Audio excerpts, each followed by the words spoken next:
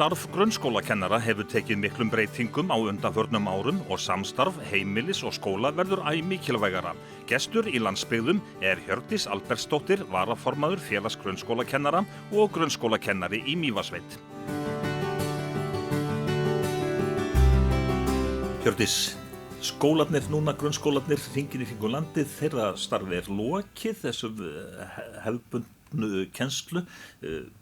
Maður heyrir það oft á umræðunni hjá almenningi sem heldur að kennarar séu það komnir í 3-4 mánaða frí.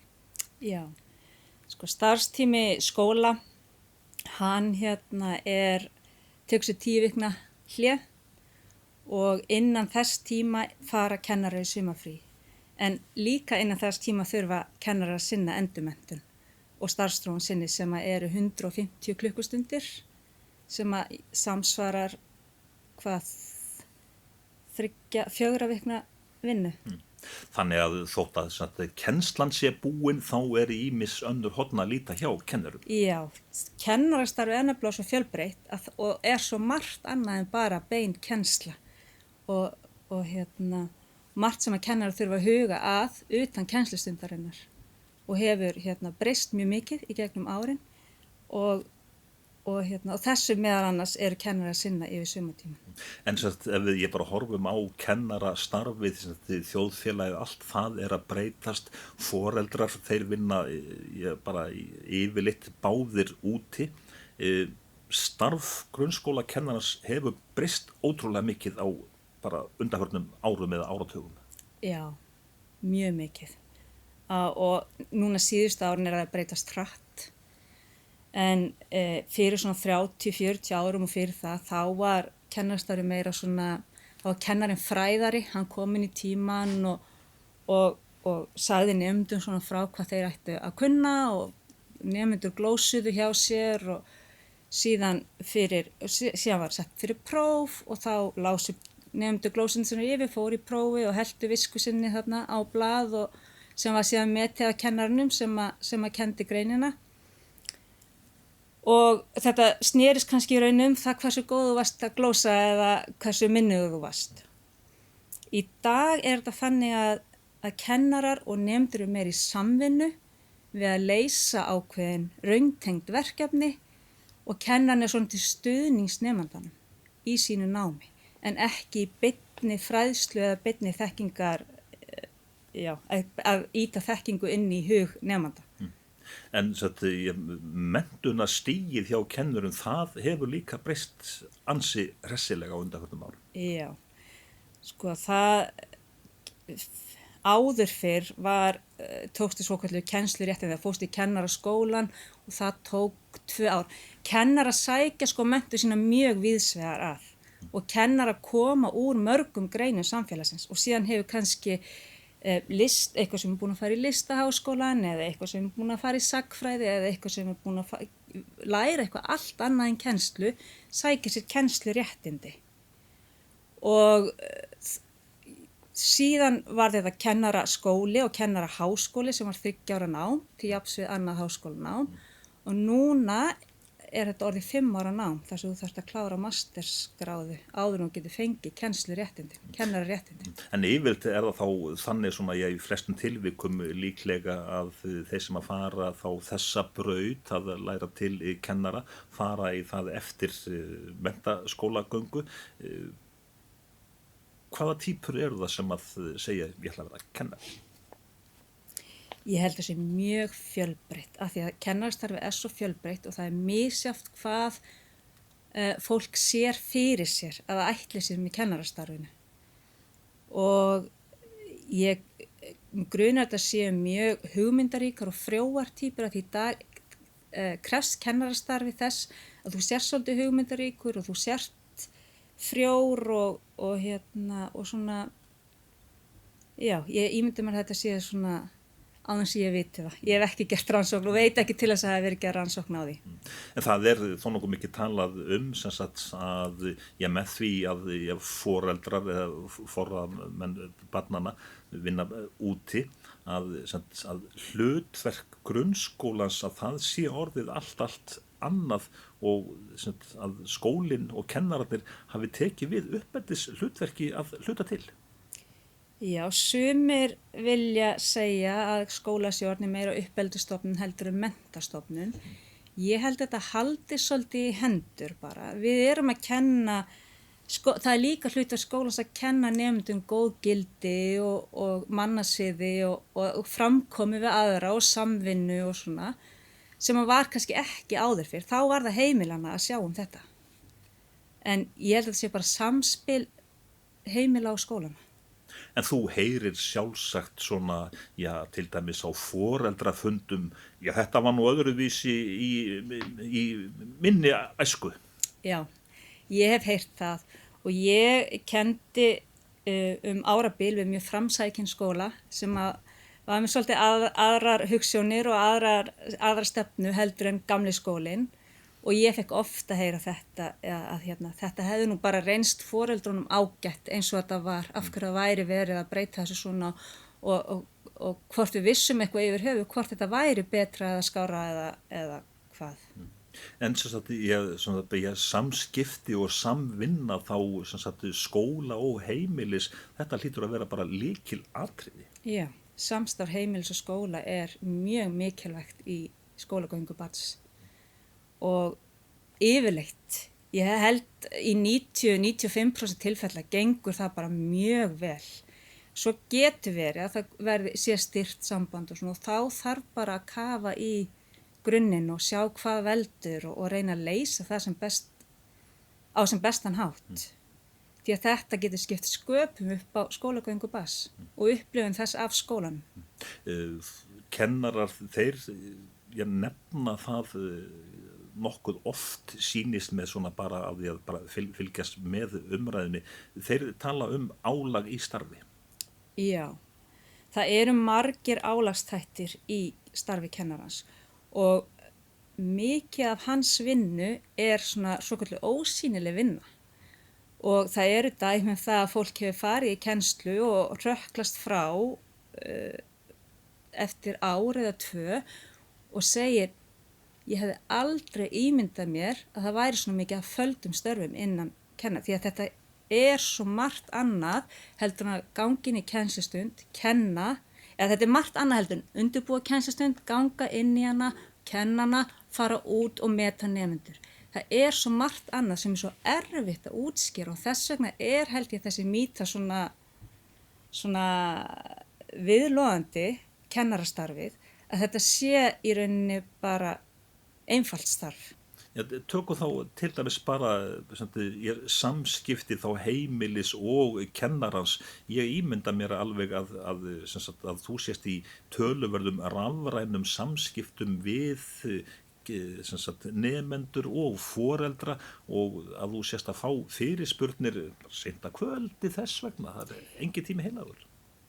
Já, kennarar verða að setja sér mörk þar sjálfur og það hefur verið ítrekkað held ég hef nú unnið í 3 skólum, það hefur verið ítrekkað á öllum stöðum að þið verðið að setja mörk að vera ekki farin á tölvupóstin ykkar á kvöldin og ef þið farið inn að þá svara póstunum ekki fyrir daginn eftir. Það er aldrei góð hugmynd að kíkja á tölvupóstin á kvöldin því þá liggur andvaka að hugsa það sem var að koma.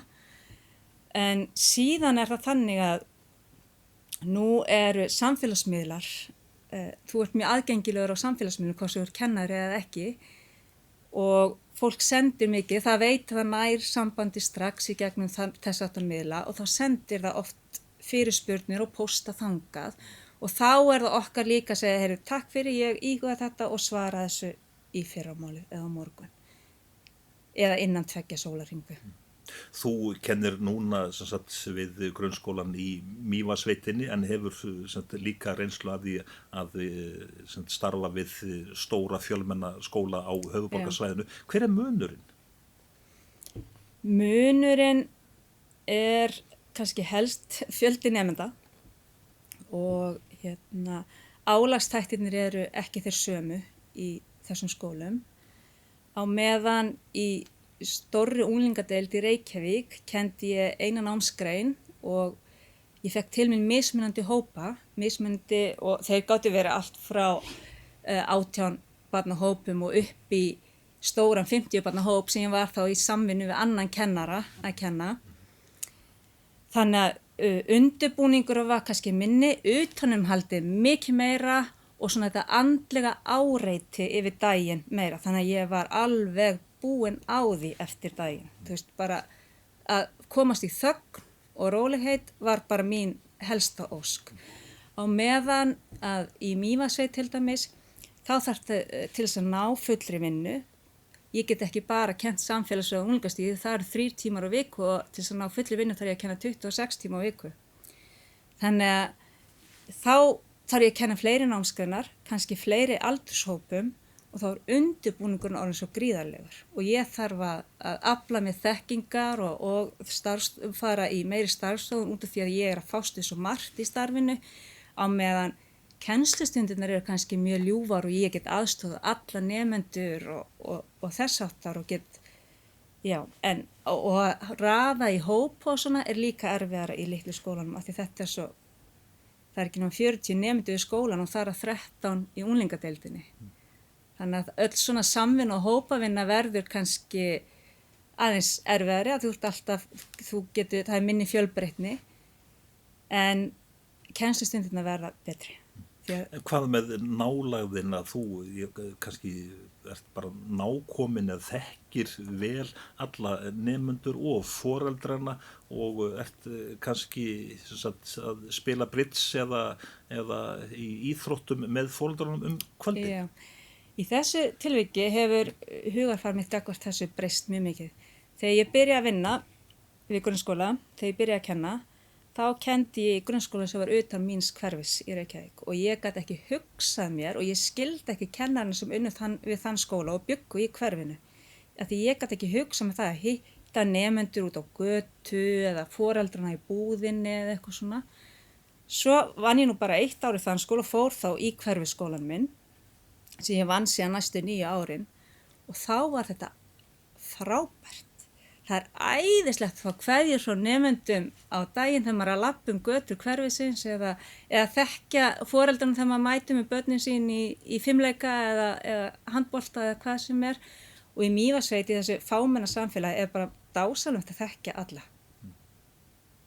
En þú segir að það sé svolítið munur svona á skólunum, en það eru sveitafélögin sem sjá rekstur grunnskólans samkvæmt ákveðnum lögum og námskrá og svo framvegis. Heldurðu að það sé munur á milli sveitarfélaga, hversu góði skólarnir eru? Já, ég held það og ég veit það.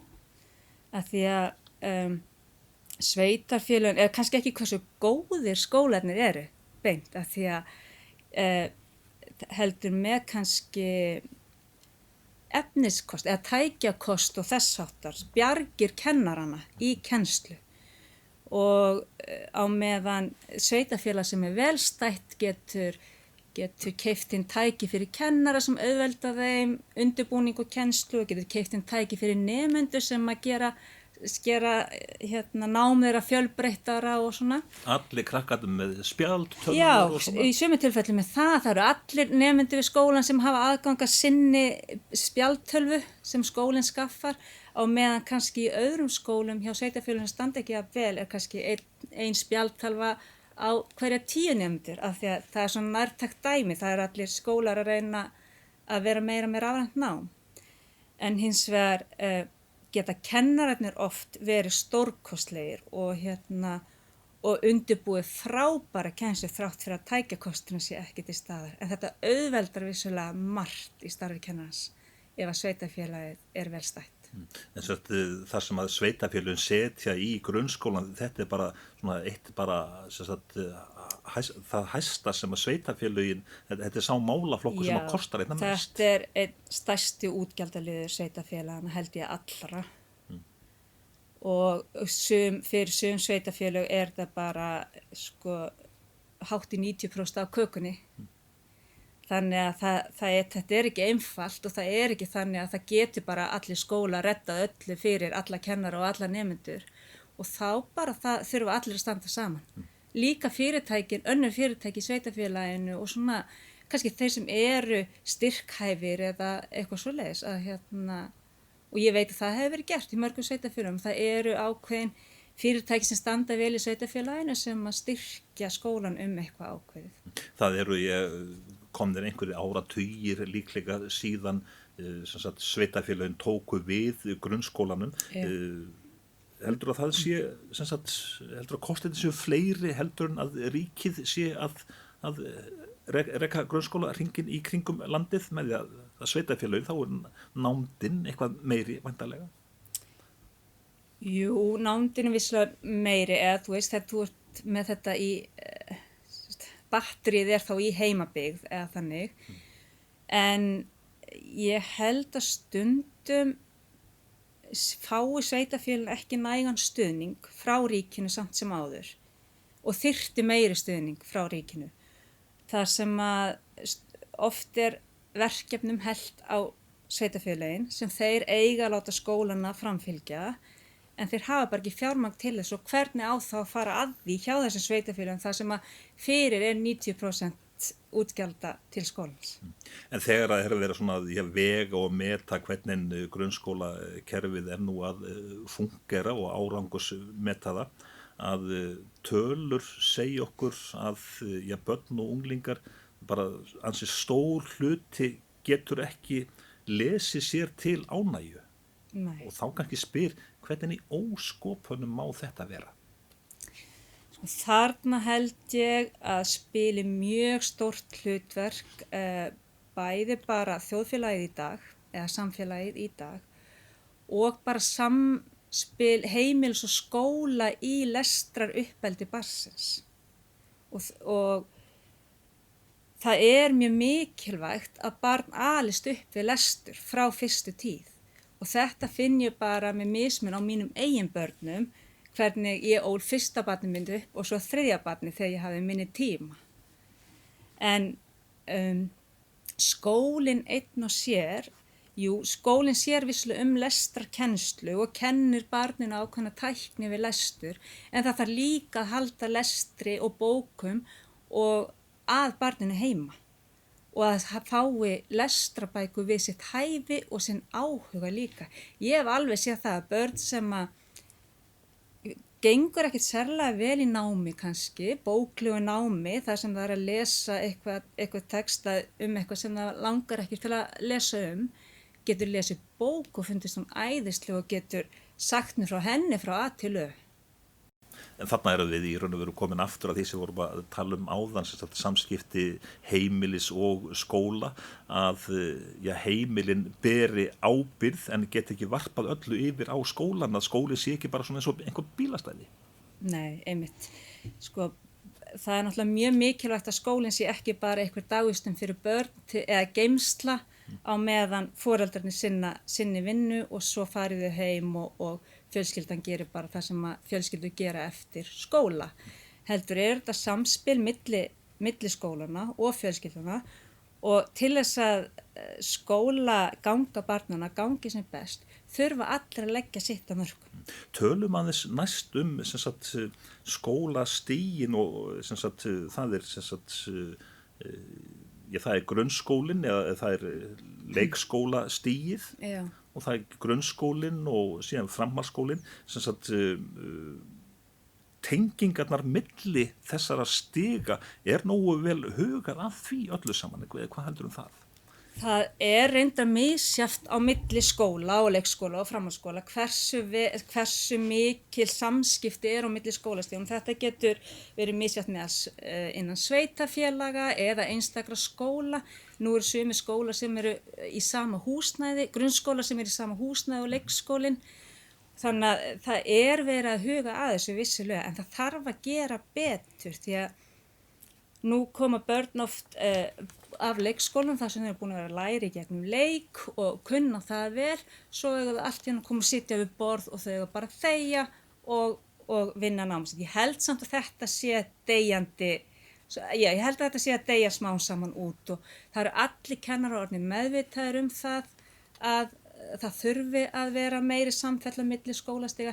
Það allir að reyna að gera sitt besta, menntakerfið þungt í vöfum og það meira heldur en bara að ætla sér að að vera með eitthvað samfellu, það þarf að vinna í því og það verið að gera það og það verið að reyna að samræma skólastíð. Tungumála og menningar bakgrunnur nemenda orðin mjög ólíkur oft á tíðum, ég sérstaklega þá kannski í stærri skólum en þó líka þetta orðið hringin í kringum landið. Já, það mjög mikil fjölbreytni innan skólana og nemendur eru af ýmsum þjóðfélagsgerðum, frá ýmsum menningarheimum, margir alast upp í allt öðru málumhverfi heldur en þeir eru innan skólana. Þetta oft mjög erfitt að fást við en ég held að sé allir alltaf að reyna að gera sitt besta og það alltaf verið að reyna að hugsa að öllum gangi sem best. En hverjar eru þá svona helstu áskoranir skólana að kljást við þetta allt saman þannig að útkoman verði sem best? Helstu áskoranar eru kannski bara þessi gríðarlegi,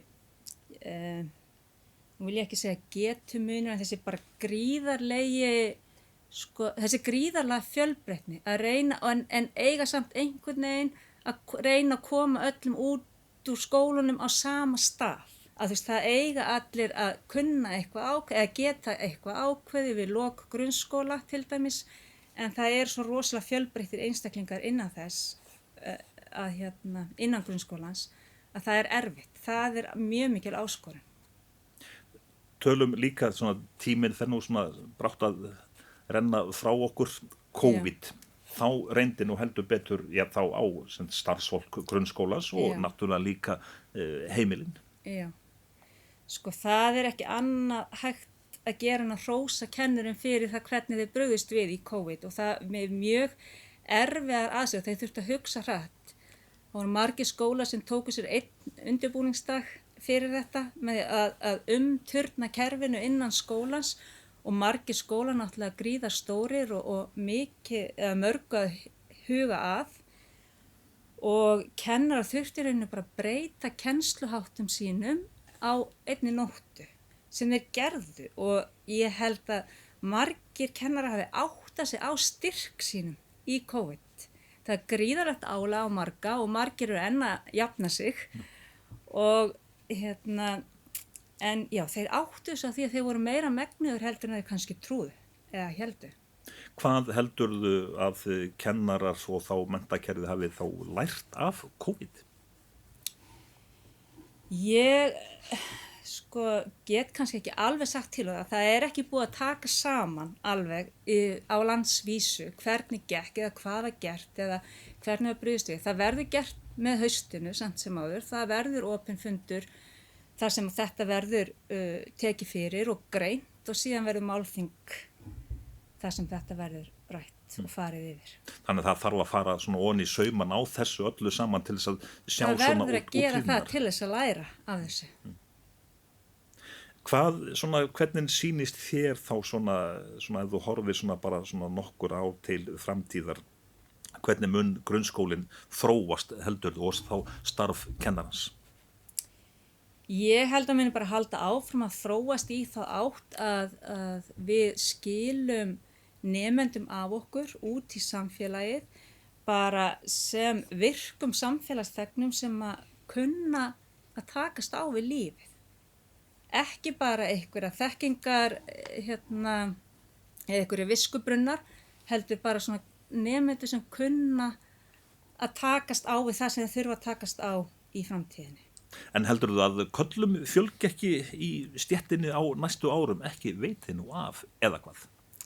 Já, ég vona það og ég veit að karlmenn sækja alveg í námið, kannski ekki til jafns við konur, en ég held að með breyttum starfsháttum þá komi fleiri karlmenn inn líka. Því þetta spennandi starf, fjölbreytt og skemmtilegt og gefur marga möguleika. Þú ert búin að starfa það lengi við kennslu þegar þú ert að hitta nemendur sem þú kendir fyrir allmörgum árum, það oft á tíðum geta verið skemmtilegar stundir. Það alveg dásamlegt að fylgjast með nemendum sínum og þá sérstaklega eftir ég fór að kenna við unglingadeild að þá svo stutt ég að þau verið fullorðin og og það æðislegt að fylgjast með nemyndur sínum og sjá hvað þau taka sér fyrir hendur og það mjög fjölbreytt líka að sjálfsögðu því að nemyndur manns eru í öllum stigum þjóðfélagsins. Og þú ætlar að halda áfram kennslu? Já, ég sé fyrir mér að halda áfram kennslu allavega núna í nánustu framtíð. Hjördís Albertsdóttir, þakka þér fyrir komuna. Takk fyrir að bjóða mér þátt.